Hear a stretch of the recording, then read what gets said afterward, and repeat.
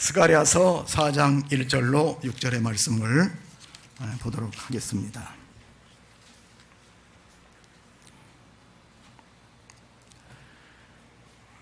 내게 말하던 천사가 다시 와서 나를 깨우니 마치 자는 사람이 잠에서 깨어난 것 같더라. 그가 내게 묻되 네가 무엇을 보느냐? 내가 대답하되 내가 보니 순금 등잔대가 있는데 그 위에는 기름그릇이 있고 또 기름그릇 위에 7 등잔이 있으며 그 기름그릇 위에 있는 등잔을 위하여 7 관이 있고 그 등대 곁에 2 감람나무가 있는데 하나는 그 기름그릇 오른쪽에 있고 하나는 그 왼쪽에 있나이다 하고 내게 말하는 천사에게 물어 이르되 내 주여 이것들이 무엇이니까 하니 내게 말하는 천사가 대답하여 이르되 네가 이것을 무엇인지 알지 못하느냐 하므로 내가 대답하되 내 주여 내가 알지 못하나이다 하니 그가 내게 대답하여 이르되 여호와께서 스룹바벨에게 하신 말씀이 이러하니라. 만군의 여호와께서 말씀하시되 이는 힘으로도 되지 아니하고 능력으로도 되지 아니하고 오직 나의 영으로 되느니라. 아멘. 어떤 국가든지 간에 나라의 위상이라든지 경쟁력을 가늠하는 세 개의 잣대가 있습니다. 첫 번째는 경제력입니다. 가난한 나라는 인정을 잘 받기가 힘듭니다. 두 번째는 군사력입니다. 자기 나라도 지켜나갈 수가 있어야 되는 것입니다. 셋째는 인적 자원들입니다. 그래, 일할 수 있는 사람들이 얼마가 있느냐 하는 것으로 세계의 어떤 경쟁력이라든지 영향력을 가늠을 하게 되는 것입니다. 얼마 전까지만 해도 전 세계에서 나라들 가운데 이머징 마켓이라는 것이 있습니다. 떠오르는 어떤 시장들을 얘기하는 것이죠. 그래서 이머징 마켓을 5개로 해서 브릭스라고 했습니다. 브릭스니까 첫 번째는 브라질이 떠오르는 시장 가운데 하나였어요. 두 번째는 러시아, 지금 전쟁으로 몸살을 앓고 있죠. 그 다음에 이태리, 그 다음에 차이나, 중국, 그 다음에 스페인. 이 5개 나라가 이머징 마켓으로 한때 부각을 됐었는데 많은 세계적인 학자들, 미래학자들은 하는 얘기가 이 시대는 갔다. 2050년도에는 4개 나라가 떠오른다. 이렇게 얘기를 했어요. 그래도 그걸 가리켜서 벅스. 첫 번째는 거츠, 독일이 앞으로 뜬다는 거예요. 2050년도까지. 그 다음에 두 번째는 미국, USA, 미국이 뜬다는 겁니다. 세 번째는 왜 거기에 들어간지 모르겠습니다만은 터키가 중동 지방을 대표하는 강국으로 부상하게 될 것이다. 그렇게 얘기합니다. 그 다음에 마지막으로 사우스 코리아, 한국을 얘기하고 있어요. 2050년도 되면은 한국이 전 세계적인 강국으로 부상을 하게 된다고 이렇게 얘기를 하고 있습니다. 그런데 한국이 왜 앞으로 뜨게 되는 것이냐, 몇 가지 이유를 얘기하고 있습니다. 첫 번째는 교육열이 높다는 거예요. 한국 사람들은 지금 문맹률이 전 세계적으로 볼 때 1%밖에 안 됩니다. 일본이 문맹률이 2%인데 한국은 1%밖에 안 된다는 거예요. 교육열이 상당히 높다는 것입니다. 그 다음에 두 번째는 열심히 있다는 거예요. 한국 사람들은 어떤 신명만 나면은 아주 몸 사리지 않고 일을 하기 때문에 그런 열심이 있다는 것입니다. 그 다음에 세 번째는 결속력이 있다는 겁니다. 금보옥이라든지 태안 기름 유출 사건을 봤을 때 한국은 하여튼 위기 극복하는 데 있어서는 세계 최강이라는 거예요. 그리고 네 번째는 개신교의 기독교 복음을 얘기하고 있습니다. 기독교 복음, 이 나라는 전 세계적으로 대표할 수 있는 영적인 자원이 있다는 거예요. 그래서 우리나라는 앞으로 2050년도가 되면 세계 4강 안에 들 수 있는 그런 무한한 잠재력을 가지고 있다. 남의 나라 잘 된다니까 아멘도 안 하시네. 할렐루야. 그런 가능성이 우리나라에 있다는 것입니다. 그러니까 우리나라는 소망이 있는 것이죠.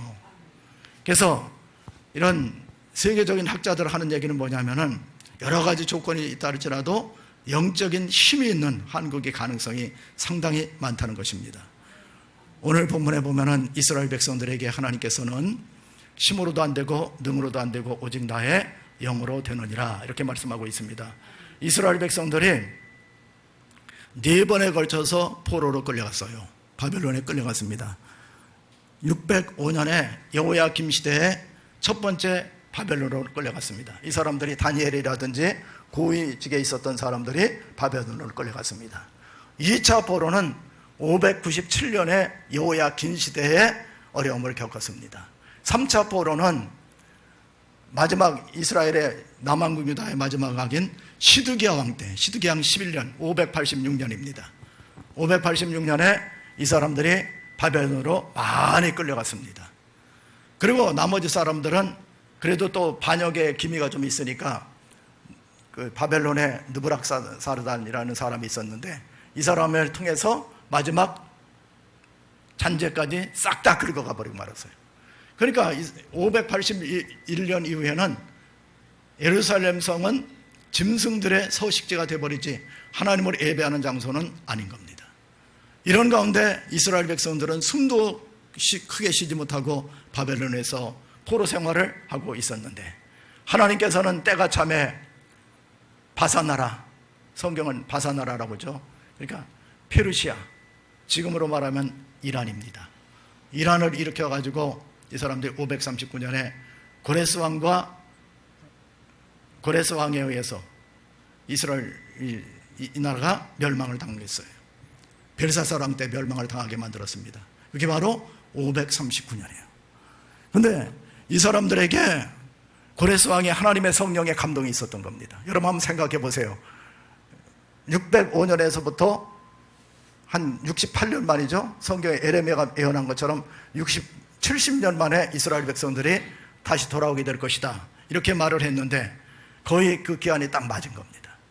그래서 이 사람들에게 바벨론에서 있던 사람들을 다 포로에서 귀환을 시켜가지고 누구를 리더로 세웠냐면 스룹바벨을 리더로 세운 겁니다. 그래서 오늘 성경에 보면 스룹바벨, 그래서 이스라엘 백성들이 3차에 거쳐서 포로 귀환을 하는데 오늘 성경은 1차 귀환을 배경으로 하고 있는 거예요. 몇 차 귀환을 배경으로 하고 있다고요? 1차 귀환입니다. 그래서 스룹바벨과 또 다른 제사장 가서 성전을 수축하고 나면은 제사를 지내야 되기 때문에 여호수아라는 제사장, 대제사장 두 사람의 영도하에서 이스라엘 백성들이 돌아오게 되는데 몇 명이 돌아오냐면 49,897명이 돌아오게 된 거예요. 그래서 오자마자 한 일이 뭐냐면은 성전을, 예루살렘에 무너진 성전을 다시 한번 수축을 시키는 겁니다. 그게 바로 536년이에요. 그러니까 돌아오자마자 537년에 출애굽을 그쪽 바벨론에서 와가지고 536년에 바로 성전을 짓기 시작했는데 2년을 짓다가 보니까 534년이 됐어요. 2년 동안 짓는데 이게 되지 않는 거예요. 사람의 힘으로 해보려니까. 왜 그러냐면 사마리아 사람들이 쳐내려오죠. 산발럿이라든지 이런 사람들이 쳐내려오지. 그래서 2년 만에 공사가 멈춰버린 거예요.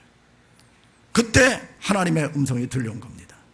야, 스룹바벨아, 사람을 의지하거나 환경을 의지하거나 재물을 의지하지 말고 성령님을 의지해라. 성령의 기운으로 역사를 하는 하나님을 의지하라는 거예요. 그래서 이 사람들이 포로 교환을 했지만은 2년 만에 공사가 멈춰지게 되고, 그래서 다시 성령의 능력을 의지해가지고 하나님의 능력을 의지해서 520년부터 시작해서 4년 만인 516년에 예루살렘 성전이 완성되었습니다.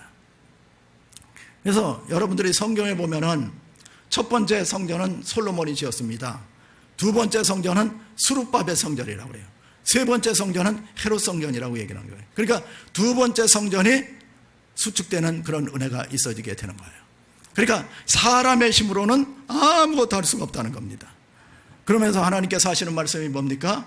한번 이 스가랴도 낙심이 됐겠죠. 선지자로서 스룹바벨하고 같이 70년 만에 바벨론에서 돌아왔는데, 아니 사마리아 사람들이 반대를 하기 때문에 성전도 수축하지 못하고 자기의 리더인 스룹바벨은 온몸이 다 힘이 다 풀려 있고 백성들은 꿈과 희망이 없었는데 그때 천사가 나타나서 하는 얘기가 뭡니까? 2절에 보면은 내가 보니 순금 군대가 있는데 그 위에는 기름 그릇이 있고 그 기름 그릇 위에 7 등잔이 있으며 그 기름 그릇 위에는 있는 등잔 위에는 7개 관이 있고 그 등잔대 곁에 2 감람나무가 있는데 하나는 그 기름 오른쪽에 있고 왼쪽에 있더라.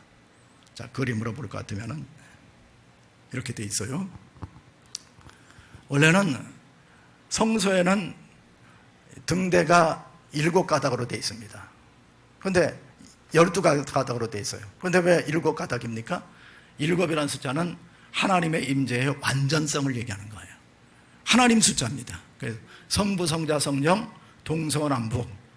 이건 뭘 말하냐면은 이 금초 때는 교회를 얘기하는 거예요. 예루살렘 성전을 얘기하고 있는 것입니다.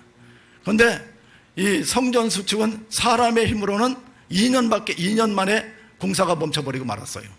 그런데 성령님이 도와주시면은 모든 게 된다는 것입니다.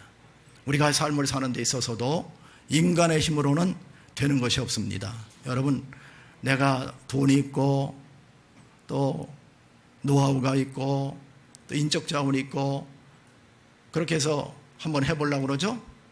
하나님이 도와주셔야 모든 것이 되는 것입니다. 여러분, 건강도 마찬가지예요. 건강도 내가 돈도 있고 또 가진 것도 있고 젊고 이것 가지고 되는 게 아닙니다. 하나님이 내 집을 지켜줘야 되는 거예요. 여호와께서 성을 지키지 않으시면 세우는 자의 수고가 때문에 여호와께서 함께하지 않으면 파수꾼의 경성함이 허사로 돌아가게 되는 거예요. 하나님이 지켜주셔야 되는 겁니다. 그래서 이 감람나무는 뭘 말하냐면 여기 감람나무는 올리브나무죠. 이 올리브나무 두 그루는 하나는 스룹바벨을 얘기하는 것이고 하나는 여호수아를 얘기하는 것입니다. 그러니까 총독인 스룹바벨과 여호수아, 이 사람들을 통해서 성령의 기름 부으심이 철철철 넘쳐야지만 교회에 공급이 돼서 교회가 수축이 되고 완성이 될 수 있다는 겁니다. 여러분, 그러니까 우리 교회도 마찬가지예요. 여러분 모두가 다 성령 충만 받아서 성령의 기름 부으심이 철철철 넘쳐 흐르면은 교회가 영적으로 새로워지게 되는 것입니다. 다시 한번 부흥의 역사가 일어날 수가 있는 것이에요. 사람의 힘으로는 도저히 되는 것이 없습니다. 하나님이 함께 해주셔야 되는 거예요. 믿음을 가지시기 바랍니다. 그래서 저와 여러분이 아침에 일어나면 해야지 되는 기도가 뭡니까? 딱 일어나자마자 성령님 함께 해주세요. 기름 부어주세요. 뜨겁게 역사해 주세요. 충만하게 만들어 주세요. 아무리 아침에 일어나서 나를 양생시키기 위해서 운동도 하고 맛있는 것도 먹고 쏜살같이 뛰어다닌다 할지라도 하나님이 건강을 놔버리면 아무 소용이 없는 거예요. 하나님이 붙잡아 주셔야 되는 것입니다. 그래서 하나님이 최고의 나의 삶의 주인이 되었을 때 나는 건강한 삶을 살 수가 있는 것입니다. 스룹바벨이 큰 리더십을 가지고 했지만은 자기가 건축하려고 했던 것은 2년 만에 안 됐지만은 2년 만에 안 됐어요. 그래서 16년 동안이나 아무것도 할 수가 없었어요. 그 스룹바벨의 마음이 얼마나 마음이 답답하고 우울하고 침울했겠습니까? 영적인 침체에 있었을 것 아닙니까? 그때 천사를 통해서 하나님께서 하시는 말씀은 너에게 기름 부음이 있어야 된다. 여러분, 교회 와서 앉아 있어도요, 앉아 있다 가는 것으로 되면 안 됩니다. 성령 충만 받아야 되는 거예요. 성령 충만 받으시기 바랍니다. 그래서 찬송할 때도요, 성령 충만 받기 위해서 뜨겁게 하세요. 찬양할 때도, 기도할 때도요, 한번 주여 삼창한 다음에 기도합시다 그러면은 체면 다 그냥 헌신짝처럼 저렇게 벗어버리고 그냥 열심히 좀 기도해 보세요. 찬송도 열심히 하고 기도도 열심히 하고 말씀도 열심히 보고 말씀과 기도를 통해서 우리가 거룩해지고 성령 충만을 받을 수가 있는 것입니다. 예배에도 집중을 해야 돼요. 그래야지만 나는 살 수가 있는 것입니다. 내 힘으로는 도저히 살아갈 수가 없어요. 일주일에 한 번 정도 예배 드려가지고서는요, 여러분 영적인 갈증을 채울 수가 없습니다. 뜨겁게 기도해야지 되는 거예요. 그래서 하루에 1시간 정도는 기본적으로 기도를 해야지만 나의 영성을 채울 수가 있게 되는 것입니다. 지금 악한 원수마귀는 우는 자와 같이 들어다니며 삼킬자를 찾고 있는 거예요. 스룹바벨이 해봤지만은 인간의 힘으로 한 5만 명 되는 사람들을 모아가지고 교대를 해가면서 성전을, 예루살렘 성전, 솔로몬 성전을 수축하려고 했지만은 2년 만에 중단이 되었었고 16년 동안 짓지도 못했지만은 하나님이 함께 하시고 나니까 4년 만에 성령이 함께 하시고 나니까 완성되었다 하는 것은 굉장한 우리에게 대한 도전이 아닙니까? 내 힘으로는 도저히 안 된다는 거예요. 사람으로서 할 수 없을 때 하나님으로서는 그렇지 아니하니 하나님으로서는 모든 것을 할 수 있느니라 성경은 얘기하고 있습니다. 6절에 있는 것처럼 이렇게 말하고 있어요. 그가 내게 대답하여 이르되 여호와께서 스룹바벨에게 하신 말씀이 이러하니라. 스가랴를 통해서 대리로 말했습니다. 스가랴서는 환상의 서신이라고 얘기하는 거예요. 비전의 서신이라고 얘기를 하는 겁니다. 스가랴서에는 8번의 환상을 스가랴가 보게 되는데 5번째 본 것이 바로 오늘 본문입니다. 스가랴를 대신해서 스가랴가 스룹바벨을 대신해서 환상을 보면서 이스라엘 백성들에게 이렇게 선포를 하라고 하는 거예요. 그러면 사실은 말씀이 힘으로도 되지 아니하며 능력으로도 되지 않고, 그러니까 군사력으로도 되지 않고 재정 가지고도 되지 않고 인간의 모임 가지고도 되지 않고 오직 나의 영으로 하나님의 성령으로 되느니라. 이 메시지를 꼭 오늘 아침에 받아가시기 바랍니다. 남은 자들이 받을 응답이 뭡니까? 바로 스가랴 4장 6절입니다. 성경에 보면은 다윗이 나오죠. 다윗은 성령의 능력으로 의지하는 사람이었습니다. 그가 한때 승승장구할 때 범죄를 했습니다. 우리아의 아내를 범하고 우리아의 아내 밧세바를 범하고 우리아를 최전방에 져서 죽임을 당하게 만들었어요. 나단 선지자가 책망을 합니다. 그때 다윗이 침상이 썩을 때까지 하나님 앞에 통회하며 자복하며 기도를 했어요. 그런데 시편 51편 11절에 보면 이렇게 말씀하고 있어요. 나를 주 앞에서 쫓아내지 마시고 내게서 주의 성령을 거두지 말아 주시옵소서. 다윗이 하나님으로부터 쫓겨나는 것이 제일 무서운 거예요. 성령을 걷어가시고서 성령으로부터 도움을 받지 못하는 것이 그에게는 가장 큰 장애였어요. 여러분, 무엇이 제일 걱정스럽습니까? 노년에 좀 돈이 걱정되십니까? 노년에 암병이 걱정되십니까? 어때요?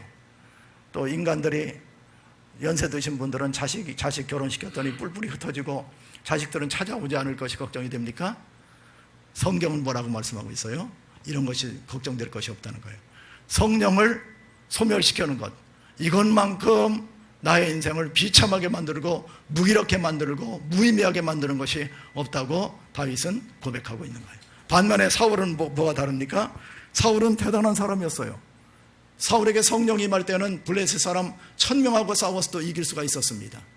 그런데 그 마음속에 성령이 떠나가시고 나니까 사무엘상 18장 10절에 보면은 하나님이 부르시는 악한 영이 그에게 들어가매 그가 소리를 지르면서 있었더라.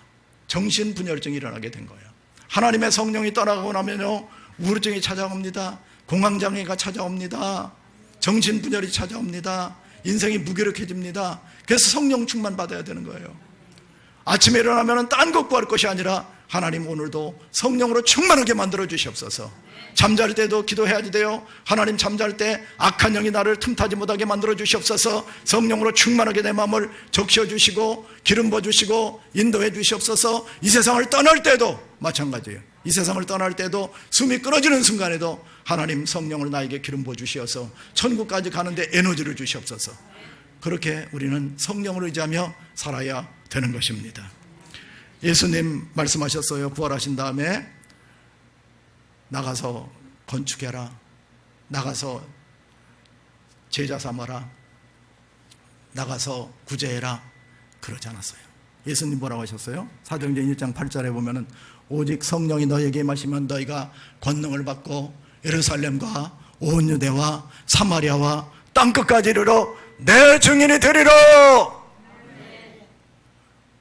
오직 성령이 임한, 다른 방법이 없다는 거예요. 건축하기 위해서 돈 모아라, 인간관계 잘해서 전도해라, 그렇게 하지 않았어요.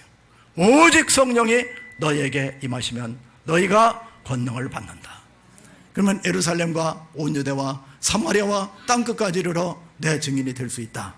예수님 그렇게 말씀하신 것을 볼 수가 있습니다. 여러분, 성경에 보면 베드로란 사람이 나오지요. 베드로 대단한 사람이지 않습니까? 12제자 가운데 수제자였습니다. 예수님의 제자들 12명을 가운데 탑을 꼽으라면 베드로를 빼놓을 수 없을 것입니다. 성경에 보면 베드로와 야고보와 요한 3명의 제자가 나오지 않습니까? 그 베드로는 굉장히 모험적인 사람이었죠. 그래서 그가 예수님께서 갈릴리 호수에서 풍랑이는데 와라! 그랬더니 딴 사람들은 두려워 떨고 있는데 물 위를 뛰어들었던 사람 아닙니까? 물 위 저벅저벅 걸어갔던 그런 믿음의 사람이었잖아요. 그리고 예수님 십자가에 달린 신앙 고백도 확실했어요. 마태복음 16장 16절에 보면 주는 그리스도시요 살아계신 하나님의 아들입니다. 딴 사람들은 엘리야라고 합디다, 세례요한이라고 합디다. 그런데 이 사람은 믿음도 확실한 사람이지. 주는 그리스도시요 살아계신 하나님의 아들이십니다. 그랬더니 하나님이 하시는 말씀이 바요나 시몬아 내가 복이 있도다. 내 믿음의 고백 위에 교회를 세우리니 음부의 권세가 너를 침범하지 못할 것이다. 대단한 사람 아닙니까? 대단해요? 대단하지 않아요? 대단하죠? 그런데 이 사람이 그렇게 됐습니까? 예수님 십자가에 달리시기 위해서 신문을 당할 때 가야바의 뜰에서 예수님을 3번 부인했고 그 다음에 마지막에는 안 되니까 예수님을 저주하며 부인했다는 거예요. 그러니까 이 사람 갈릴리 사투리 쓰는 사람이니까 유다 밑에 지방 사람이니까 북부 쪽 사투리를 쓰고 있으니까 예수님하고 같은 당 아니냐. 그랬더니 나는 그 사람 알지 못한다. 저주하면서 예수님을 배반했던 사람이에요. 그런데 이 사람이 어떻게 됐어요? 예수님 찾아오셔가지고 예수님을 만난 다음에 열흘 동안 마가의 다락방에서 간절히 전심을 다해서 기도할 때 오순절날이 이미 이름에 호련의 하늘로부터 급하고 강한 바람 같은 소리가 있어 각 사람 위에 임하여 있더니 불의 해같이 갈라지는 것이 각 사람 위에 보였어요. 그래서 이 사람이 성령 세례를 받았습니다. 베드로가 성령 세례를 받았어요. 그러고 나니까 뜨거워졌습니다. 뜨거워져서 복음을 전하니까 하루에 3,000명씩 회개하는 그런 역사가 나타나게 된 것을 믿으시기 바랍니다. 그래 여러분 믿음 생활이요. 나 50년 했습니다. 60년 했습니다. 연조가 중요한 게 아닙니다. 얼마나 내가 성령 충만한 삶을 사느냐 하는 것이 중요한 거예요. 우리가 성령을 받는다는 것은 술 취하지 말라 이는 방탕한 것이니 너희는 성령의 충만을 받으라고 했잖아요. 에베소 5장 18절에서 이 말은 무슨 말이냐면 오직 성령의 충만을 받으라는 얘기는 이거는 현재형입니다. 현재 진행형이에요.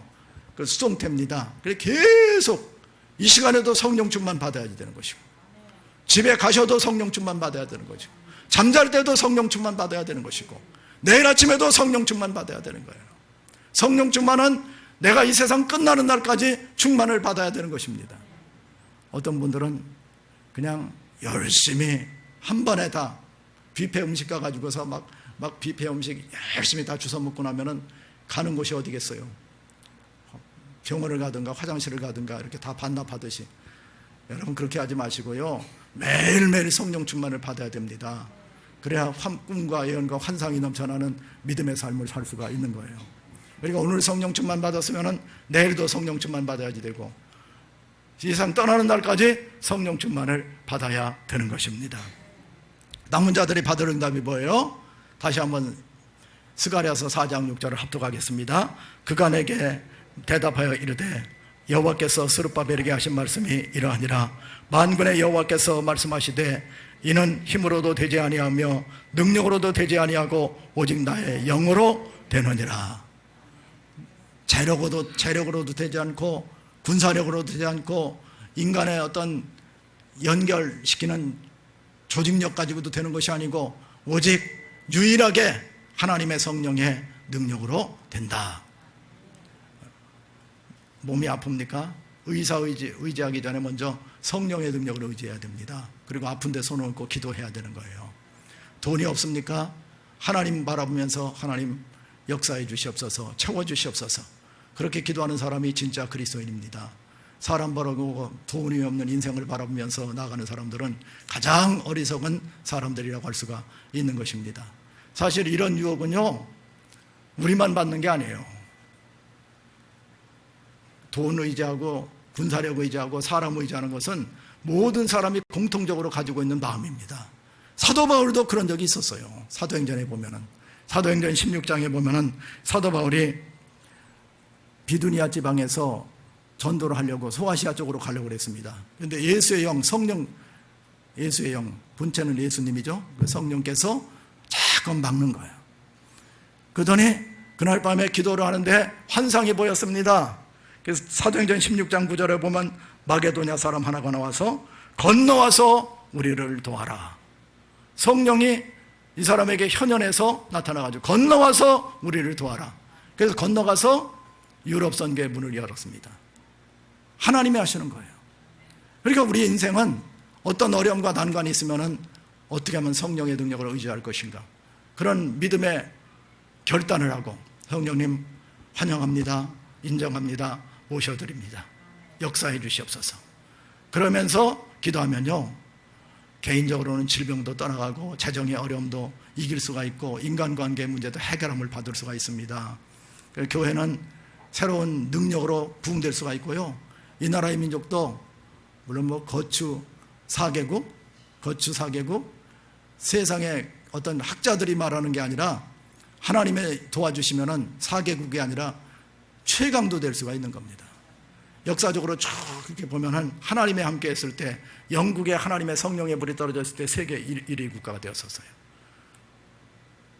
지금 미국 쪽으로 됐는데 지금 한국 쪽으로 왔잖아요. 한국도요, 성령 충만 잃어버리면 3류 국가로 전락을 할 수가 있다고 저는 영적으로 봅니다. 이게 아프리카 쪽으로 갈지 또는 저 남미 쪽으로 갈지 알 수 없는 거예요. 여러분의 인생도 마찬가지입니다. 성령께서 나를 사로잡아 주시면은 나는 하나님의 사람으로 쓰임받을 수 있다 하는 믿음을 가지고 항상 나의 기도 제목의 첫 번째가 뭐냐?